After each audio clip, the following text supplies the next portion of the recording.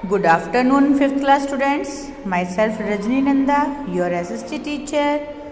Students, आज हम लोग lesson number 5 Greenland the land of ice and snow आपका SA2 का सिलेबस है जो हम आज से शुरू करेंगे। ठीक है, पेज नंबर है 32। Greenland land of ice and snow, बर्फ़ का घर और बर्फ़। ठीक है, इसके बारे में पढ़ेंगे। स्टार्ट करते हैं। The areas from the Arctic Circle to the North Pole in the northern hemisphere and from the Antarctic Circle to the South Pole in the southern hemisphere is called the polar region. ध्रुवीय क्षेत्र क्या है इसके बारे में बताया गया है इसमें। पोलर रीजन का क्या मतलब है? ध्रुवीय क्षेत्र, वो क्षेत्र जो आर्कटिक सर्कल के उत्तरी गोलार्ध में उत्तरी ध्रुव से अंटार्कटिक सर्कल के दक्षिणी गोलार्ध से दक्षिणी ध्रुव पर में पाए जाते हैं। ठीक है, आर्कटिक सर्कल के उत्तरी गोलार्ध से उत्तरी ध्रुव से लेकर अंटार्कटिक सर्कल के दक्षिणी गोलार्ध में दक्षिणी ध्रुव तक फैले हुए हैं, उन्हें ध्रुवीय क्षेत्र कहा जाता है। Both these areas have extreme cold climate throughout the year. और ये दोनों ही क्षेत्र, आर्कटिक सर्कल और अंटार्कटिक सर्कल कह सकते हैं आप इसे, ये दोनों ही क्षेत्र जो हैं यहाँ पे बहुत अधिक ठंडी जलवायु रहती है या ठंड रहती है पूरे वर्ष भर। Most of these areas are covered with ice and snow. ज़्यादातर क्षेत्र जो हैं यहाँ के बर्फ़ से, हिमपात से ढके रहते हैं। This part of the world is called the tundra region. और संसार के ये हिस्से टुंड्रा क्षेत्र के नाम से जाने जाते हैं। Towards the northeast of North America is the largest island of the world, Greenland. उत्तरी अमेरिका के उत्तर पूर्व की ओर संसार का सबसे बड़ा द्वीप समूह है जिसे हम ग्रीनलैंड के नाम से जानते हैं। It is located in the North Atlantic Ocean, lying off the east coast of Canada. Canada के अटलांटिक महासागर के उत्तर में, ठीक है, और पूर्वी कोस्ट पर, कनाडा के पूर्वी तट पर अटलांटिक महासागर के उत्तर में ये स्थित है। ग्रीनलैंड कहाँ पर है ये बताया गया है हमें। It is a territory of Denmark, ये डेनमार्क के नज़दीक है, समीप क्षेत्र है। Do you know Greenland has an area of about, इसे हम लोग 21,70,000 स्क्वायर किलोमीटर कह सकते हैं। ठीक है, कि वर्ग किलोमीटर तक फैला हुआ है। Iceland is the nearest European country, जो ये आइसलैंड है, बर्फ़ की भूमि, ये यूरोपीय शहर के देश के समीप है।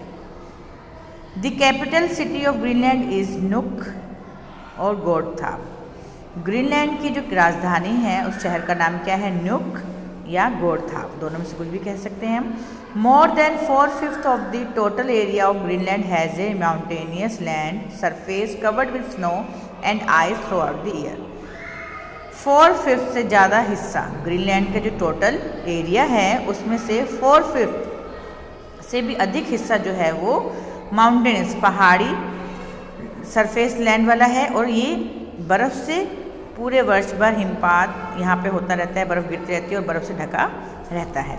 The coastal areas have low mountains, और जो तटीय क्षेत्र हैं वहाँ पे कम पहाड़ पाए जाते हैं, कम हाइट वाले होते हैं या कम पाए जाते हैं आप कह सकते हैं। Through the gaps of in the mountains, पहाड़ों के बीच में दूरी होने के कारण ice spills into the sea from the glaciers, जो बर्फ़ है वो ग्लेशियर के द्वारा समुद्र में गिरती है। When ice reaches the water, और जब बर्फ़ जो है वो पानी तक पहुंचती है, इट समटाइम्स ब्रेक ऑफ, कभी कभी ये बिल्कुल ख़त्म हो जाती है, बर्फ़ जो है पिघल जाती है, टूट जाती है। And floats out into the sea as iceberg, या फिर क्या होता है समुद्र के अंदर वो बहती है, आइसबर्ग बर्फ़ की चट्टान के रूप में बहते दिखती हैं। आप इस पिक्चर में भी देख सकते हैं, ये देखिए जो छोटे छोटे से बर्फ़ के वाइट टुकड़े दिख रहे हैं, ये छोटी छोटी आइसबर्ग हैं। ठीक है, जो समुद्र में ऊपर से अगर गिरती हैं तो कुछ तो मेल्ट हो जाती हैं पानी का रूप ले लेती हैं और कुछ ऐसे ही वाइट वाइट छोटे छोटे बहते रहते हैं टुकड़े बर्फ़ के। आइसबर्ग में be many kilometres long and weigh millions of tons. जो बर्फ़ की चट्टानें हैं वो बहुत किलोमीटर लंबी होती हैं और इनका जो वेट है, भार है, वो भी कई टन, लाख गुना टन होता है। ठीक है। About 90% of an iceberg is always inside the water. Iceberg का, बर्फ़ की जो चट्टान होती है, उसका 90% हिस्सा जो है वो हमेशा पानी के नीचे अंदर होता है। What we see is only its small tip. हमें जो दिखता है वो केवल उसका कोई छोटा सा सिरा होता है। Icebergs are major hazard to the ships. जो बर्फ़ की चट्टानें हैं वो बहुत ही खतरनाक हैं, जहाज़ों के लिए खतरा है। A collision with an iceberg can be disastrous. और ये क्या हो सकता है, जो आइसबर्ग हैं ये आपदा का कारण भी हो सकती हैं। इनके साथ कई तरह की आपदाएं आ जाती हैं, जैसे कि उदाहरण दे रखा है इन 1912 में a huge ship called the Titanic. Titanic movie आप सबने देखी है ना, तो टाइटैनिक जहाज था, एक बहुत ही बड़ा जहाज था जो 1912 में